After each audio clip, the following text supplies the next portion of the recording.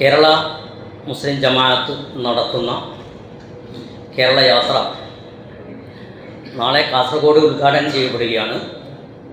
തുടർന്ന് 2-ാം തീയതി വെള്ളിയാഴ്ച കണ്ണൂർ കലക്ടറേറ്റ് മൈതാനിയിൽ സ്വീകരണം ഏറ്റുവാങ്ങുകയാണ്. ജാഥയുടെ നായകൻ നമ്മുടെ ബഹുമാന്യരായ കാന്തപുരം ഉസ്താദ് തന്നെയാണ്. ഉപനായകന്മാരായി ഖലീൽ ബുഖാരി തങ്ങളും അതുപോലെ പേരോട് അബ്ദുറഹ്മാൻ സഖാഫി അവர்களுം ഉണ്ടാകുന്നു. ഏറ്റവും കാലിക പ്രസക്തമായ ഒരു പ്രമേയമാണ്, ശീർഷകമാണ് നമ്മൾ ഈ യാത്രയിൽ ജനങ്ങളോടായി, സമൂഹത്തോടായി ഉയർത്തിക്കാണിക്കുന്നത്. മനുഷ്യർക്കൊപ്പം. മനുഷ്യൻ എന്നത് അതിൻ്റെ പൂർണ്ണാർത്ഥത്തിൽ, അതിൻ്റെ പൂർണ്ണത, സാകല്യം ഉപയോഗപ്പെടുത്തി എല്ലാ അർത്ഥത്തിലും വിശുദ്ധ ഖുർആൻ വ്യക്തമാക്കിയതുപോലെ ഈ പ്രപഞ്ചവും എല്ലാം മനുഷ്യന് വേണ്ടിയാണ്.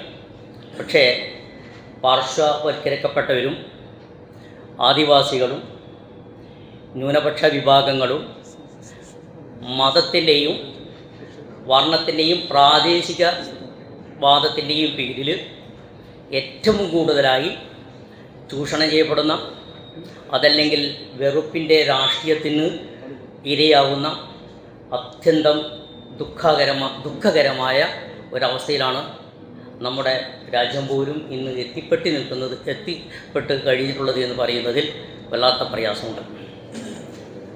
നിങ്ങൾ മനസ്സിലാക്കിയതുപോലെ കേരളം വളരെ സജീവമായി ചർച്ച ചെയ്തതായിരുന്നു ഉസ്താദിൻ്റെ 1999-ലെയും 2012-ലെയും യാത്രകൾ. വ്യക്തമായ ലക്ഷ്യത്തോടുകൂടി അന്ന് നമ്മൾ ഉയർത്തിയത് മനുഷ്യൻ്റെ അവകാശങ്ങൾ ലംഘിക്കപ്പെടുന്നതിനെ മനുഷ്യനോടൊപ്പം എല്ലാവരെയും, മനുഷ്യനെന്നുള്ള പൂർണ്ണാർത്ഥത്തിൽ എല്ലാവരെയും ചേർത്ത് പിടിച്ചുകൊണ്ടുള്ള ഒരാശയമായി നമ്മൾ പറഞ്ഞത്. പ്രത്യേകിച്ചും കേരളത്തിൽ മതസഹിഷ്ണുത എന്നുള്ളത് കഴിഞ്ഞകാല നമ്മുടെ പൂർവ്വസൂരികളായ സാമൂഹ്യ പരിഷ്കർത്താക്കളും അതുപോലെ തന്നെ മതനേതാക്കളുമെല്ലാം തന്നെ ഉഴുതുമറിച്ച ഒരു സഹിഷ്ണുതയുടെ ഒരു മണ്ണായിരുന്നു കേരളം. ദുഃഖകരെന്ന് പറയട്ടെ, ഈ അടുത്ത കാലത്തായി കേരളത്തിലും ഈ ഒരു മതസ്പർദ്ധയുടെയും മതവിദ്വേഷത്തിൻ്റെയും അവസ്ഥ സംജാതമാകുന്നുണ്ടോ എന്നുള്ളത് പോലും നമ്മുടെ ഭീതിയോടെയാണ് കാണുന്നത്.